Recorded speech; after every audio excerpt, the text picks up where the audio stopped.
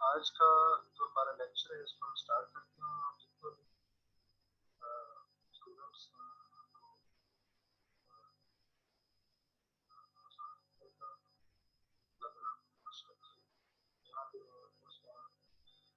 हमने last time जो है वो क्वेश्चन नंबर 20 से थोड़ा सा स्टार्ट करना।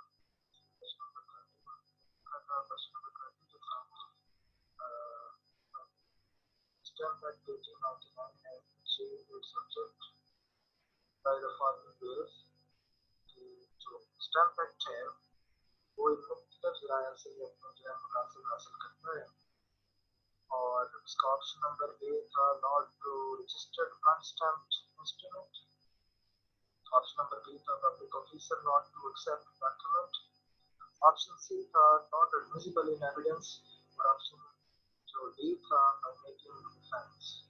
तो इसको हमने देखा था कि चारों जो है वो मद्देनजर रखे जाते हैं जब मकासद हासिल करने हो स्टैम्प एक्ट के। अगर स्टैम्प एक्ट जो है उसका नफाज जो है वो किया गया है तो उसके जो फ्रूट्स है वो भी हासिल होने चाहिए, जुमरात भी हासिल होने चाहिए। तो अगर कोई ऐसी डॉक्यूमेंट जो ड्यूली स्टैम्प नहीं है तो उसको रजिस्टर ही नहीं किया जाए।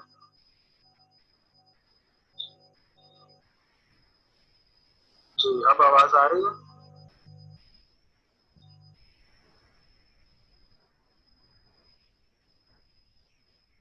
जी अब आवाज आ रही है?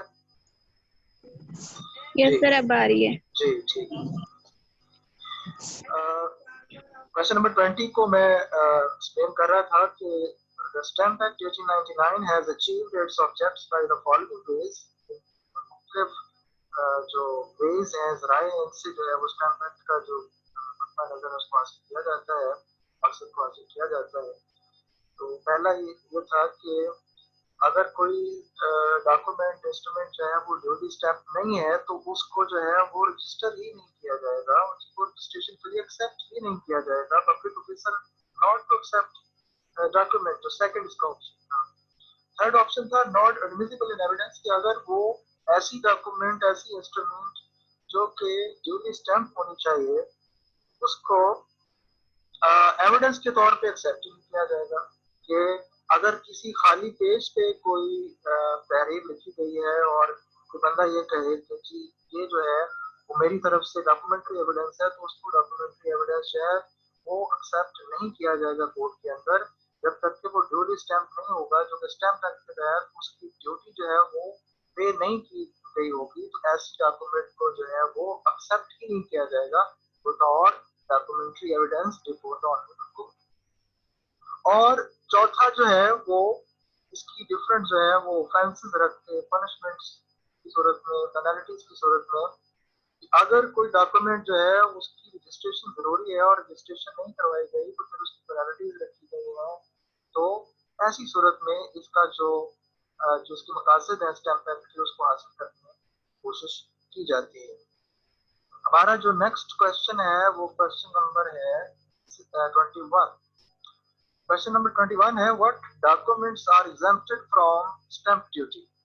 कौन से डॉक्यूमेंट जो है वो स्टैम्प ड्यूटी से जिसको इस प्रश्न हासिल है वो डॉक्यूमेंट्स जिनको स्टैम्प ड्यूटी से जिन पर स्टैम्प ड्यूटी नहीं लगाई जाती वो कौन कौन सी डॉक्यूमेंट्स हैं, वो कौन कौन सी दस्तावेजात हैं जिन पर जो है वो स्टैम्प ड्यूटी नहीं लगती।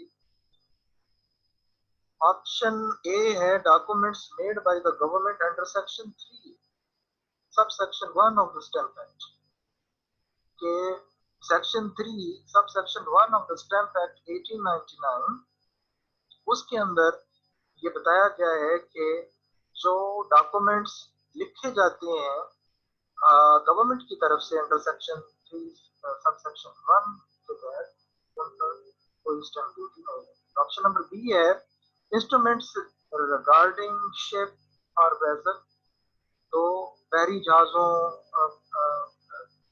से रिलेटेड जो इंस्ट्रूमेंट जो दस्तावेजात तैयार की जाती हैं उन पर भी जो है वो ड्यूटी नहीं लगती, स्टैम्प ड्यूटी नहीं लगती। ऑप्शन नंबर सी है instruments in favour of the local authorities. कि जो डॉक्यूमेंट्स लोकल अथॉरिटीज के फेवर में जो इंस्ट्रूमेंट्स लिखी जाती हैं, दस्तावेजात लिखी जाती हैं under section 8 of the stamp act 1899, section 8 इसका अगर आप देखें तो उसमें जो है वो लिखा गया है कि अगर कोई इंस्ट्रूमेंट जो है वो लोकल अथॉरिटी की फेवर में लिखी गई है under section 8 of the stamp act 1899 तो उस पर भी स्टैम्प ड्यूटी जो है वो नहीं है। उसके बाद है option D, instruments upon which duty is reduced by government under section 9 of the Stamp Act 1899, ऐसी इंस्ट्रूमेंट जो कि upon which the duty is reduced by the government, duty is reduced by government under section 9, section 9 के तहत जो government से related कोई भी जो डॉक्यूमेंट है उस पर भी जो है वो स्टैम्प ड्यूटी वो नहीं लगती। ऑप्शन नंबर इसका जो ई है वो है डॉक्यूमेंट्स एग्जेम्प्टेड बाय शेड्यूल, और शेड्यूल के अंदर जिन डॉक्यूमेंट्स को एग्जेम्प्ट कर दिया गया है कि इन पर ड्यूटी नहीं लगती, उस पर नहीं लगेगी। उसके बाद एफ इसका ऑप्शन है instruments exempted under other act, जैसे लैंड एक्विजिशन एक्ट है, तो लैंड एक्विजिशन एक्ट में जो सेक्शन 51 है उसका उसमें जो है वो अगर रिक्वायर करती है, गवर्नमेंट रिक्वायर करती है, अराजी का असूल करती है और ऐसी इंस्ट्रूमेंट जो है लिखी जाती है, डेफिनेटली जब रिक्वायर की जाएगी तो उसके लिए कोई इंस्ट्रूमेंट होगा, कोई दस्तावेज लिखी जाएगी, तो उस जो दस्तावेज लिखी जाएगी जिससे ट्रांसफर होगी प्रॉपर्टी एक शख्स से हुकूमत को, तो ऐसी सूरत में ऐसा जो इंस्ट्रूमेंट है उस पर भी स्टैम्प ड्यूटी जो है वो नहीं लगती under section 51 of the land acquisition. तो ये ऐसी डॉक्यूमेंट्स हैं सेक्शन जो हमारा क्वेश्चन नंबर 21 था, what documents are exempted from stamp duty, तो ये जो फॉलोइंग इंस्ट्रूमेंट्स हैं इस पर स्टैम्प ड्यूटी नहीं लगती। अगला जो हमारा क्वेश्चन है question number 22, bill of exchange is defined, bill of exchange is defined in section dash of the Stamp Act 1899। तो बिल ऑफ एक्सचेंज जो है इसको डिफाइन किया गया है स्टैम्प एक्ट 1899, ये सेक्शन ऑप्शन नंबर ए है section 2 subsection 1 of stamp act, option number B है section 2 subsection 2 of stamp act 1899, option C है section 2 subsection 3 of the stamp act 1899, option D है section 2 subsection 4 of the stamp act 1899। तो इसका जो correct option है, correct answer है वो है option B of the stamp act 1899, और ऑप्शन बी जो है वो सेक्शन 2 है और subsection 2, option B section 2 subsection 2 of the stamp act 1899 के अंदर जो है वो बिल ऑफ एक्सचेंज को डिफाइन किया गया। नेक्स्ट जो हमारा क्वेश्चन है वो है question number 23, bill of lading includes a thorough bill of lading. Bill of lading includes a thorough bill of lading, but doesn't include a dash. Option A है cheque, option B है bond, option C है hundi, option D है mate's receipt. Bill of lading includes a thorough bill of lading but doesn't include a dash. Option A check, option B bond, option C hundi, option D maid's receipt। Bill of lading में शामिल होता है thorough bill of lading। Bill of lading क्या होता है मैं आपको बताता हूँ, और इसमें शामिल नहीं होता है वो क्या नहीं होता है। ऑप्शन ए है चेक, ऑप्शन बी है बॉन्ड, ऑप्शन सी है हुंडी, ऑप्शन डी है मेड्स रिसीट, और इसका राइट और करेक्ट आंसर जो है वो ऑप्शन डी है मेड्स रिसीट। और बिल ऑफ लेडिंग जो है वो जब भी ये रिसीट होती है और ये शिप जो है बहरी जहाज का जो मास्टर है उसकी तरफ से जारी की जाती है, और इसमें मेड रिसीट शामिल नहीं है।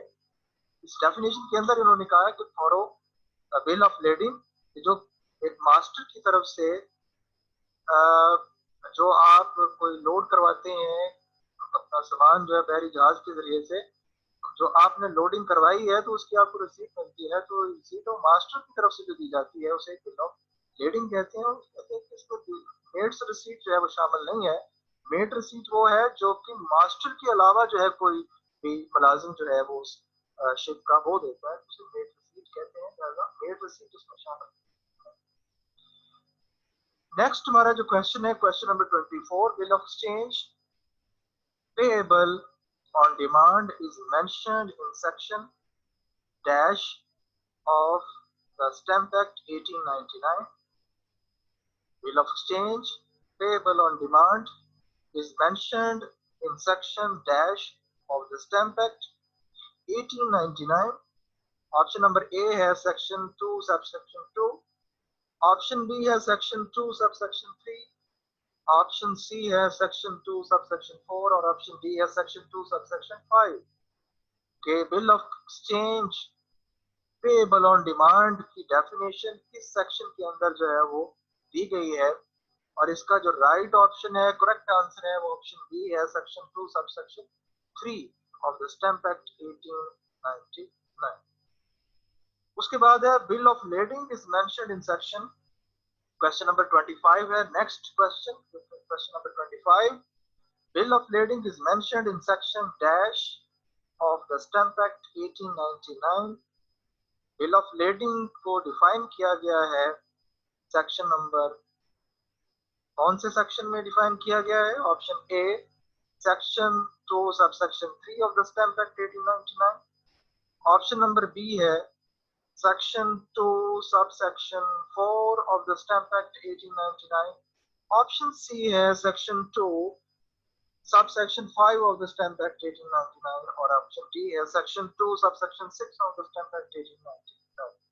तो इसका जो राइट और करेक्ट आंसर है वो है section 2 subsection 4 of the Stamp Act 1899।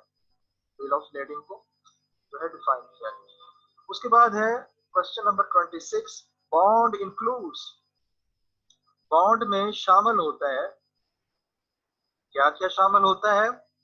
A, any instrument whereby a person obliges himself to pay money to another। ऐसी दस्तावेज जिसमें एक शख्स अपने आप को पाबंद कर लेता है कि उसने दूसरे शख्स को रकम जो है वो देनी है, ऑन कंडीशन दैट, इस शर्त पर, that the obligation shall be void, कि ऑब्लिगेशन जिम्मेदारी जो है वो बातिल हो जाएगी, if a specified act is performed, कि जो जिस एक्ट के करने के लिए कहा गया है और जिसके ना करने के लिए कहा गया है, और अगर करने के लिए कहा गया है तो कर दिया गया है और नहीं करने के लिए कहा गया तो नहीं किया गया, तो ऐसी सूरत में जो है वो ऑब्लिगेशन जो है वो खत्म हो जाएगी, बातिल हो जाएगी। ऑप्शन बी है any instrument attested by a witness and not payable to order और bearer where by a person obliges himself to pay money to another.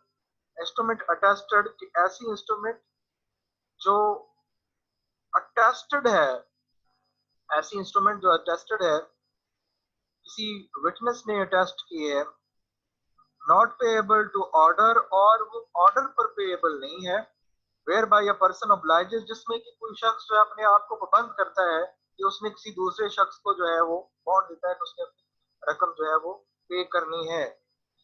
सी है any instrument so attested where by a person obliges himself to deliver grain, कि ऐसी instrument जो कि attested instrument हो, दस्तावेज हो, where by a person, जहां पर एक शख्स जो है वो अपने आप को पाबंद करता है टू डिलीवर ग्रेन, के वो ग्रेन गंदम देने का पाबंद करता है, और एग्रीकल्चर प्रोड्यूस टू अनदर, किसी दूसरे शख्स को कोई और जरिए जो पैदावार है उसको देने का पाबंद बनाता है कि वो देगा, बॉन्ड देता है उसको, तो मैं आपको फला तारीख को जो है वो गंदम दूंगा, या कोई और जो है वो एग्रीकल्चरल प्रोड्यूस है तो वो दूंगा, तो वो जो बॉन्ड लिख के देता है तो उसको कहते हैं ये बॉन्ड। तो ये all of the above option mention options are correct options. Option D जो है इसका वो करेक्ट ऑप्शन। इसके बाद है question number 27, term bond is mentioned in section dash of the Stamp Act 1899 के जो बॉन्ड है उसको मेंशन किया गया है स्टैम्प एक्ट के दर्जा झैल सेक्शन के अंदर, जो ऑप्शन मैं आपको बताऊंगा उनमें से एक ऑप्शन है जो कि करेक्ट ऑप्शन है। ऑप्शन ए है section 2 subsection 3 of the stamp act 1899। Option B है section 2 subsection 4 of the stamp act 1899। Option C है section 2 subsection 5 of the Stamp Act 1899 और ऑप्शन डी है section 2 subsection 6 of the Stamp Act 1899। और इसका correct option है option C section 2 subsection 5 of the Stamp Act 1899 के bond को define किया गया है section 2 subsection 5 stamp act 1899। Next जो हमारा क्वेश्चन है वो है question number 28। What is receipt? What is receipt? रसीद क्या है? Receipt includes any note, memorandum or writing. Receipt includes any note, कोई नोट, मेमोरेंडम कोई दस्तावेज, कोई याददाश्त, और राइटिंग कोई तहरीर। ऑप्शन ए है यानी रसीद में शामिल होता है नोट, मेमोरेंडम और राइटिंग, कोई भी तहरीर, याददाश्त, कोई नोट, कोई बयान। ऑप्शन ए है whereby any money, जहां पर कोई रकम जो है, और any bill of exchange या कोई bill of exchange, check और promissory note is acknowledged to have been received, कि जहां पर इसको तस्लीम कर लिया जाता है, तस्लीम कर लिया जाए कि वो रिसीव हो गई है, यानी वो रकम जो है वो बिल एक्सचेंज की सूरत में हो, वो रकम जो है वो चेक की सूरत में हो, वो रकम जो है वो प्रोमिसरी नोट की सूरत में हो। तो प्रोमिसरी नोट किसी को कोई लिख के देता है कि जी मैंने आपसे इतनी रकम ली है और मैं आपको ये रकम जो है वो फला तारीख को इतने साल के बाद, 1 साल के बाद, 6 माह के बाद जो है वो वापस करूंगा, तो प्रोमिसरी नोट लिख के देता है।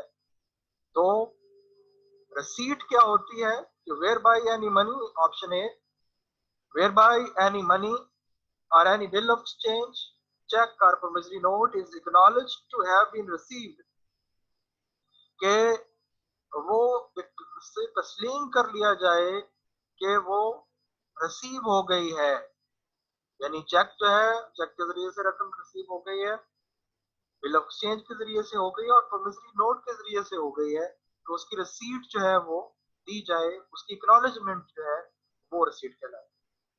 ऑप्शन बी जो है whereby any other movable property is acknowledged to have been received, whereby any other movable property, whereby any other movable property is acknowledged to have been received, यहाँ पर कोई और movable property, कोई और मनकूला जायदाद जिसके मतलब ये तस्लीम कर लिया जाता है टू हैव बीन रिसीव्ड, के वो रिसीव हो चुकी है इन सेटिस्फेक्शन ऑफ डेट, जो वो कर्ज की सूरत में वो वसूल पा ली गई है और उसकी रसीद जो है, रसीद लिख के दी जा चुकी है, उसे रसीद कहते हैं। ऑप्शन सी जो है वेयर बाय एनी डेट और डिमांड, कोई कर्ज या कोई डिमांड और any part of a debt या किसी कर्ज का कोई हिस्सा और demand is acknowledged to have been satisfied और डिस्चार्ज्ड, कि वो सेटिस्फाई हो गया है, उसकी तकमील हो चुकी है और उसकी जो है वो रसीद जो है वो दी जाए, उसे कहते हैं। ऑप्शन डी है विच सिग्निफाइज, यानी receipt includes any note, memorandum और writing which signifies or imports any such acknowledgement and whether the same is or is not signed with the name of any person, के ऐसी receipt जो कि note की शक्ल में हो, रसीद यादाश्त की शक्ल में हो, राइटिंग तहरीर की शक्ल में हो, which signifies or imports any such acknowledgement and whether the same is, और ऐसी जो तहरीर है वो चाहे उसमें जो है वो किसी शख्स ने नाम के साथ और सिग्नेचर के साथ जो है वो उसको मेंशन किया है या नहीं किया है, वो ओनली रसीद देना ही सफिशिएंट है, तो उसको भी रसीद कहते हैं अंडर द स्टैम्प एक्ट 1899। उसके बाद है question number 29. There are dash kinds of cases where person is under an obligation is grant or receipt.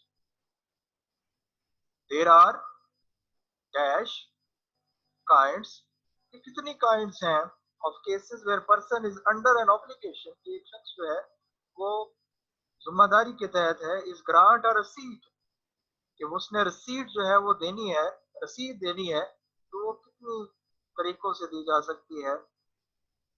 Option A है 2, ऑप्शन बी है 3, ऑप्शन सी है 4, ऑप्शन डी है 5. तो ऑप्शन ए इसका right option है 2. There are 2 kinds of cases, के दो किस्म के केसेस के अंदर where person is under an obligation, यहाँ पर एक शख्स जो है वो उस पर जिम्मेदारी होती है कि उसने जो है वो रसीद देनी है. वो दो तरह के केसेस है, दो किस्म के केसेस हैं. Under which section of stamp act 1899, अब ऊपर वाले क्वेश्चन से ही जो जुड़ा हुआ है ये question. Under which section of stamp act 1899 is mentioned the two kinds of cases where person is under an obligation is grant or receipt. Under which section of Stamp Act 1899? Under which section of Stamp Act 1899 is mentioned? Stamp Act 1899 के किस section में mention किया गया है the two kinds of cases where person is under an obligation is grant or receipt?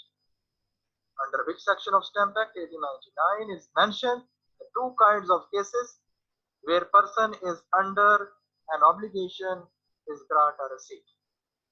Option A has section 29 of the Stamp Act 1899. Option B has section 30 of the Stamp Act 1899. Option C has section 31 of the Stamp Act 1899. Option D has section 32 of the Stamp Act 1899. और इसका right और correct option है option B section 30 of the stamp act 1899 के section 30 के अंदर section 30 के अंदर है बयान किया गया है कि कोई भी शख्स जो है वो दो किस्म के केसेस के अंदर जो है उसकी जिम्मेदारी होती है कि उसने जो है वो रसीद जो है वो देनी है, रसीद देनी है. अब इसी से मिलता जुलता जो है जुड़ा हुआ क्वेश्चन नंबर 31 जो है what are the kinds of receipt under section 30 of the Stamp Act 1899? वो कौन सी kinds है, किस तरह से जो दो kinds ऊपर हमने बात की है. ए है grant of receipt on demand, ये receipt जो है under section 30 of the Stamp Act 1899, Stamp Act 1899 की जो receipt है वो grant की जाएगी, grant of receipt on demand. Option A है क्वेश्चन नंबर 31 का what are the kinds of receipt under section 30 of the Stamp Act 1899. Option A है grant of receipt on demand, जब डिमांड की जाएगी रसीद की कि हमें रसीद देंगी फला आप हमारी ट्रांजैक्शन हुई है इसकी हमें रसीद चाहिए. जब under section 30 of the stamp act 1899 उसकी डिमांड होगी तो तब पहली kind. B compulsorily grant of रसीद, ये लाजमी तौर पे यानी पहले ऑप्शन के अंदर जो है वो ऑन डिमांड है, ऑप्शनल है, ऑन डिमांड है कि जब डिमांड करेगा तो फिर रसीद देगा उसकी. ऑप्शन बी जो है under section 30 of the stamp act 1899 ये कंपल्सरली ग्रांट ऑफ रसीद विदाउट डिमांड, ये हर हाल में जो है वो रसीद जो है वो ग्रांट करनी है under section 30 of the stamp act 1899. और ऑप्शन सी है both option A and B are correct, तो ऑप्शन सी इसका करेक्ट ऑप्शन है, ये दोनों जो है ये करेक्ट ऑप्शन. उसके बाद है क्वेश्चन नंबर 32. क्वेश्चन नंबर 32 है inter is a dash word, INTER, inter INTER, inter is a dash word.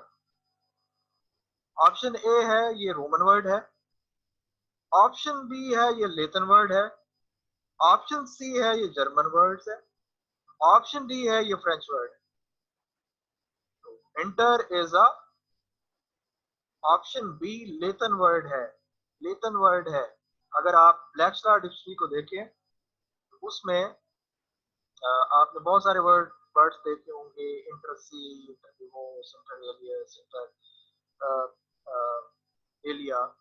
तो इस तरह से इंटर जो है ये लेतन वर्ड है। नेक्स्ट क्वेश्चन है question number 33, what is meaning of inter. अब इंटर के मानी क्या है, लेतन वर्ड है, अब इसके मानी क्या है। ऑप्शन नंबर ए है away, AWAY, away. Option number B है फार, FOR, फार। और ऑप्शन नंबर सी है अमंग, अमंग, AMONG, अमंग। तो इसका जो राइट ऑप्शन है ऑप्शन नंबर सी है, अमंग, दरमियान, दरमियान। इसका मतलब है दरमियान, इंटर, दरमियान। क्वेश्चन नंबर 34 है व्हाट इज मीनिंग ऑफ इंटरविवोस। मैं आपको यहां पर लाना चाहता था कि ये जो हमारी नेक्स्ट डेफिनेशन है कन्वेंस के अंदर इंटरविवोस का वर्ड जो है वो यूज हुआ है। तो इंटर जो है वो किस जबान का वर्ड है और इंटरविवोस जो है इससे क्या मुराद है, और what is meaning of inter vivos. Option number A है बिटवीन द डेट, जैसे हमने पढ़ा था कि इंटर का मतलब होता है अमंग या between. What is meaning of inter vivos between the dead, option number A between the dead. Option B है between the living. Option C है between the dead and living. तीन ऑप्शन है इसके। ये what is meaning of inter vivos, VIVOS, VIVOS, inter vivos. What is meaning of inter vivos. Option A है between the dead, option B है between the living, option C है between the dead and living.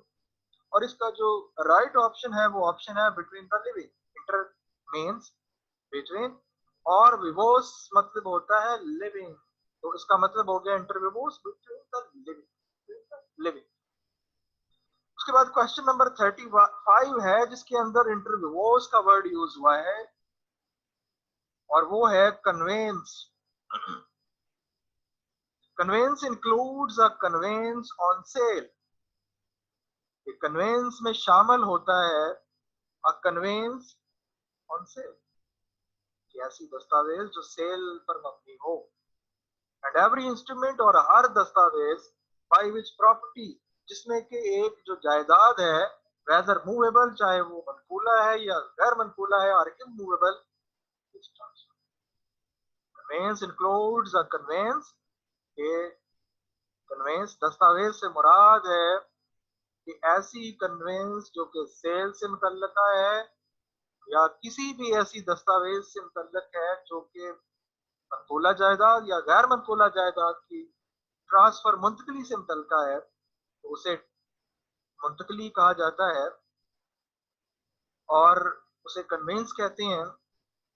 और dash, अब इसको पूरा मैं पढ़ता हूँ इस डेफिनेशन को और उसके बाद ऑप्शन आपको देता हूँ।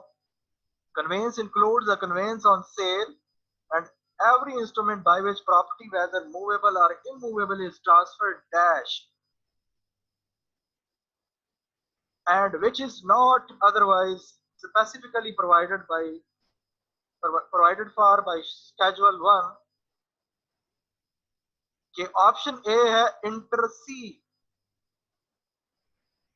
कि ऐसी जो प्रॉपर्टी मूवेबल है या इमूवेबल है उसकी ट्रांसफर होती है, वो सेल की सूरत में हो या किसी भी दूसरी मॉर्गेज की शक्ल में हो या वो लीज की शक्ल में हो या गिफ्ट की शक्ल में हो, जो भी ट्रांसफर हुई है किसी इंस्ट्रूमेंट की वो कन्वेंस कहलाएगी। और ऐसी जो ट्रांसफर है वो होती है, option A inter se, option B inter alias, ALIAS, inter alias, ALIAS, alias. Option C है inter alia, ALIA, inter alia. और ऑप्शन डी है इंटर विवोस, जो कि पहले हमने पढ़ा है बिटवीन द लिविंग। तो डेफिनेटली जो कॉन्ट्रैक्ट होता है वो लिविंग बीइंग के दरमियान ही होता है। तो यहाँ पर जो हमारा राइट ऑप्शन होगा वो डी है, inter vivos between the living. Conveyance includes a conveyance on sale and every instrument by which property, whether movable or immovable, is transferred inter vivos, कि लिविंग बिटवीन द लिविंग जो cell की शक्ल में, mortgage की शक्ल में, gift की शक्ल में, लीज की शक्ल में, एक्सचेंज की शक्ल में जो भी ट्रांसफर हुई है प्रॉपर्टी, चाहे मूवेबल है इमूवेबल है, तो वो इंटरविवोस होनी चाहिए, वो बिटवीन द लिविंग पर्सन होनी चाहिए, which is not otherwise specifically provided for the for by statement number 1। Option number D इसका इंटरविवोस जो है वो राइट ऑप्शन है। इसके बाद है question number 36, term conveyance. Conveyance का मतलब आपको पता है, कन्वेंस दस्तावेज को कहते हैं, जो ऊपर हमने अभी पढ़ा है। Term conveyance is mentioned in section dash of the stamp act 1899 के जो कन्वेंस है उसको डिफाइन किया गया है स्टैम्प एक्ट की दफा। ऑप्शन ए है section 2 subsection 8 of the stamp act 1899। Option B है section 2 subsection 9 of the stamp act 1899। Option C है section 2 subsection 10 of the stamp act 1899। और ऑप्शन डी है section 2 subsection 11 of the stamp act 1899। तो convince को जो define किया गया है वो ऑप्शन नंबर सी है, section 2 subsection 10 of the stamp act 1899 में जो है वो डिफाइन किया गया। इसके बाद आगे क्वेश्चन नंबर 37 है, कलेक्टर इंक्लूड्स। अब जो कलेक्टर की डेफिनेशन दी गई है, कलेक्टर से मुराद क्या है? कलेक्टर इंक्लूड्स, कलेक्टर में शामिल होता है डिप्टी कमिश्नर, डिप्टी कमिश्नर भी शामिल होता है, एंड एनी ऑफिसर और कोई अफसर होम द डैश गवर्नमेंट में by notification in the official gazette point in this behalf. Option A है फेडरल, जिसको कलेक्टर इंक्लूड्स डिप्टी कमिश्नर, तो कलेक्टर से मुराद जो है वो डिप्टी कमिश्नर है, एंड एनी ऑफिसर और कोई अफसर होम द, कौन सी गवर्नमेंट जिसको अपॉइंट करेगी, होम द जिसको अपॉइंट करेगी, होम द। ऑप्शन ए है फेडरल गवर्नमेंट, ऑप्शन बी है प्रोविंशियल गवर्नमेंट और ऑप्शन सी है लोकल गवर्नमेंट में बाय नोटिफिकेशन, ये ऑफिशियल गजट के अंदर नोटिफिकेशन करके उस अफसर को अपॉइंट करेगी। और वो कौन सी हुकूमत है कलेक्टर को जो अपॉइंट करती है, वो प्रोविंशियल गवर्नमेंट है। ऑप्शन डी प्रोविंशियल गवर्नमेंट में by notification in the official gazette appoint in this behalf. Next question है question number 38, the term collector is mentioned, term collector is mentioned in section dash of the Stamp Act 1899। Option A है section 2 subsection 9। इस जो collector की definition है वो section 2 subsection 9 of the stamp act में बयान की गई है। ऑप्शन बी है सेक्शन 2 सबसेक्शन 10 के अंदर कलेक्टर की डेफिनेशन है। ऑप्शन सी है सेक्शन 2 सबसेक्शन 11। ऑप्शन डी है section 2 subsection 12 of the stamp act 1899। तो इसका जो राइट करेक्ट आंसर है वो ऑप्शन नंबर ए है, section 2 subsection 9 of the stamp act 1899। उसके बाद है question number 39। Question number 39, instrument of partition means. Instrument से मुराद क्या होता है ये आप अच्छी तरह जानते हैं। पार्टीशन से क्या मुराद होता है? तकसीम।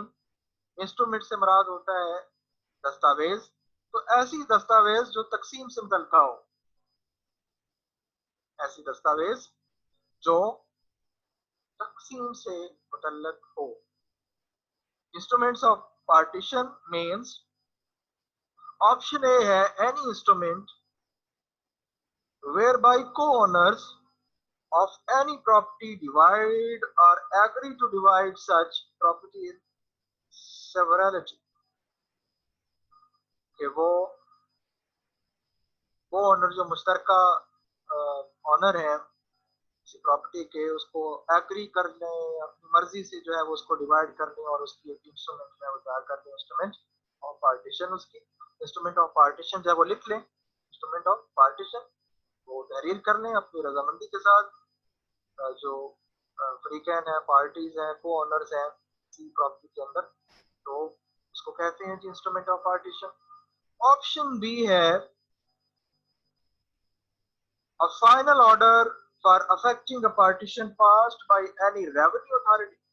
अगर जो पार्टीज हैं वो खुद डिसाइड नहीं कर पाती, वो खुद डिवाइड नहीं कर पाती, तो फिर वो क्या मामला चला जाता है, वो रेवेन्यू अथॉरिटी के पास चला गया या किसी सिविल कोर्ट के अंदर चला गया। तो ऐसी सूरत में जो फाइनल डिसीजन होगा उस कोर्ट का, फाइनल ऑर्डर जो हुक्म है for affecting a partition passed by any revenue authority or any civil court, तो उसको कहते हैं इंस्ट्रूमेंट ऑफ पार्टीशन की। ऑप्शन सी है an award by an arbitrator directing a partition। अब ये तीसरा जो है वो आर्बिट्रेशन एक्ट ऑफ 1940 जो है, जो आपने पढ़ा है आर्बिट्रेशन एक्ट 1940, तो आर्बिट्रेशन कानून सालसी 1940 के अंदर जो है, अगर फ्रीकैन जो है वो आर्बिट्रेटर मुकर्रर कर लेते हैं और वो आर्बिट्रेटर मुकर्रर करें कि जी ये आर्बिट्रेटर जो है हम अदालत के जरिए से नहीं करवाएंगे, ये हम आपस में भी नहीं कर पा रहे, तो ये जो आर्बिट्रेटर जो है, दो फ्रीकैन है, दो पार्टीज हैं, वो कहती हैं जी दो आर्बिट्रेटर मेरी तरफ से हैं, दो आर्बिट्रेटर मेरी तरफ से हैं, अब ये डिसाइड कर देंगे जिस तरह से ये डिवाइड कर देंगे, और जो इंस्ट्रूमेंट वो लिखेंगे, जो अवार्ड जारी करेंगे अंडर द आर्बिट्रेशन एक्ट 1940, तो वो अवार्ड होगा इंस्ट्रूमेंट ऑफ पार्टीशन से मुतल्लक। तो an award bye N arbitrator, arbitrator की तरफ से अगर अवार्ड जारी किया जाता है डायरेक्टिंग अ पार्टीशन, जो कि पार्टीशन को डायरेक्ट करेगा कि ये पार्टीशन अब ये ऐसे ऐसे होगी, फलां को इतना हिस्सा मिलेगा, फलां को ये मिलेगा, फलां को ये मिलेगा, तो ये इंस्ट्रूमेंट ऑफ पार्टीशन जो अवार्ड की सूरत में आर्बिट्रेटर मुकर्रर करेगा, आर्बिट्रेटर जो ऑर्डर करेगा अवार्ड की सूरत में, उसे कहते हैं इंस्ट्रूमेंट ऑफ पार्टीशन। तो ये तीन ऑप्शंस हैं।